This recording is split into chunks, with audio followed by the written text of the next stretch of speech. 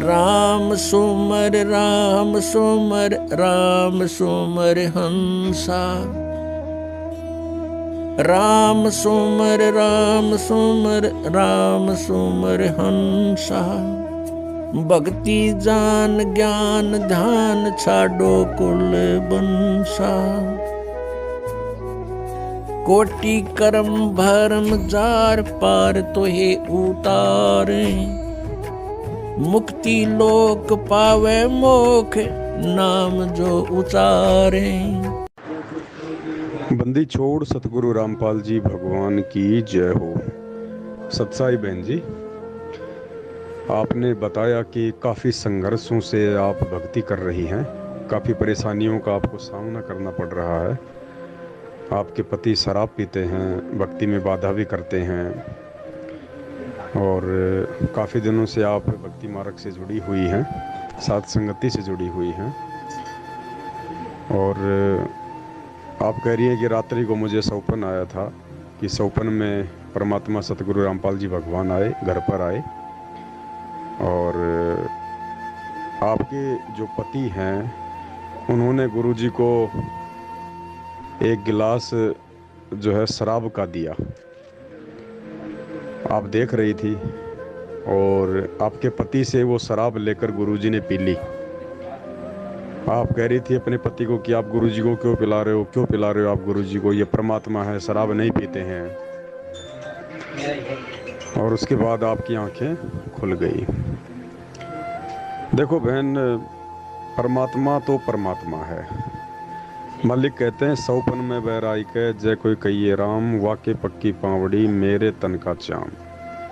सतगुरु रामपाल जी भगवान खुद परमेश्वर हैं और गुरुदेव के दर्शन चाहे सौपन के माध्यम से हों चाहे हकीकत के माध्यम से हों, उनके हर सौपन का कोई न कोई अर्थ जरूर निकलता है, क्योंकि परमात्मा संकेतों में समझाते हैं। बहन जी, स्पष्ट रूप से कह देंगे तो फिर भगत के बुद्धि विवेक की फिर क्या परीक्षा होगी। परमात्मा संकेतों में समझाते हैं।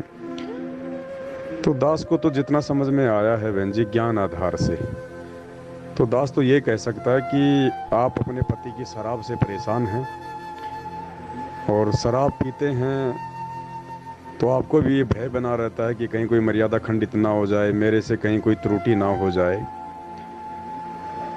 और सौपन में परमात्मा ने आपके पति की शराब जो पी है, अब उसका ये संकेत हो सकता है कि भाई परमात्मा ने आपके पति की शराब को हर लिया है। परमात्मा पीते नहीं है शराब, वो तो दुनिया की शराब छुड़वाने आए हैं, लेकिन सौपन में उनके माध्यम से शराब पीने का ये संकेत है कि आपके पति देव का जो एक अवगुण था शराब पीने का, वो अवगुण परमात्मा ने उस शराब का प्याला पी कर आपको ये विश्वास दिलाया है गुरुदेव ने कि बेटी अब ये शराब छोड़ देगा। मैंने इसकी शराब पी ली, मतलब इसका ये शराबी वाला अवगुण मैंने हर लिया, अब ये शराब छोड़ देगा और तेरी भक्ति में तेरी सहायता ही करेगा, अब तेरे लिए बाधक नहीं बनेगा। क्योंकि तेरी परीक्षा थी, 2-2.5 साल तक तू संघर्ष में रह के भक्ति करती रही, तूने भक्ति नहीं छोड़ी, उसने परेशान भी किया, तो एक समय के उपरांत फिर भगत के ऊपर परमात्मा दया कर देते हैं। तो अब आपके पति की जो शराब का जो अवगुण था वो परमात्मा ने हर लिया। शराब पीने का मतलब है परमात्मा ने उस अवगुण को हर लिया, क्योंकि ये हर हर महादेव है। परसों परमात्मा ने लाइव में कहलवाया था कि हर हर महादेव का मतलब शंकर जी नहीं होते। हर हर महादेव का मतलब होता है कबीर परमात्मा, सतगुरु रामपाल जी भगवान। हर हर यानी हरने वाला, पीड़ाओं को हरने वाला, कष्टों को हरने वाला, अवगुणों को हरने वाला। और महादेव यानी देवों के देव महादेव, सबसे बड़ा भगवान। तो असल में हर हर महादेव कबीर परमात्मा सतगुरु रामपाल जी भगवान का उपमात्मक नाम है, उनका महिमात्मक नाम है।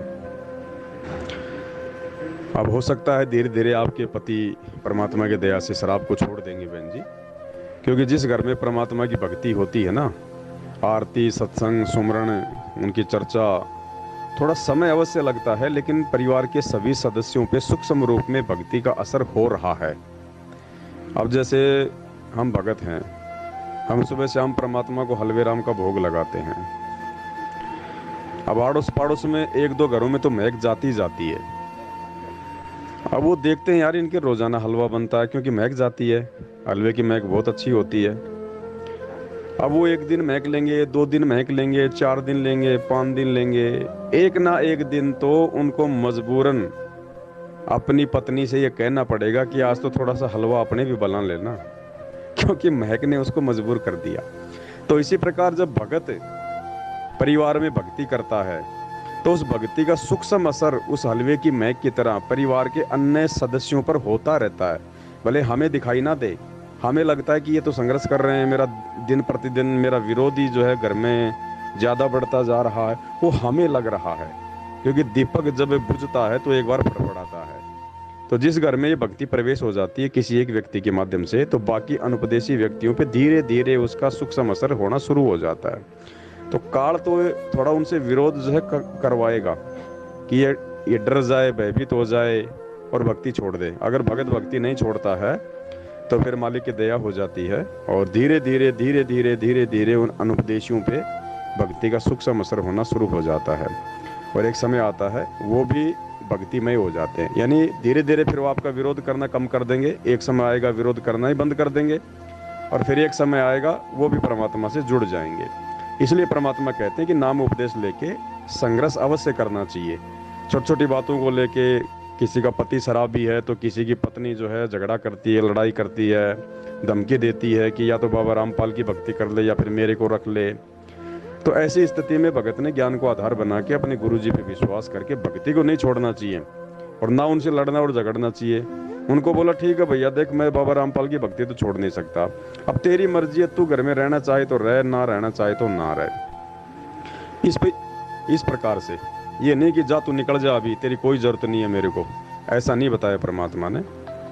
उनके भी संस्कार हैं, तो थोड़ा संघर्ष करते हैं तो परमात्मा भगत का साथ देता है बहन जी। तो अब हो सकता है परमात्मा ने आपके भगत पे दया कर दी, आपके संघर्ष को और आपकी भक्ति को देखते हुए, और अब थोड़े दिनों में मालिक की दया हो जाएगी तो आपका पति शराब छोड़ देगा बहन जी। ये संकेत है परमात्मा का, सत्य है।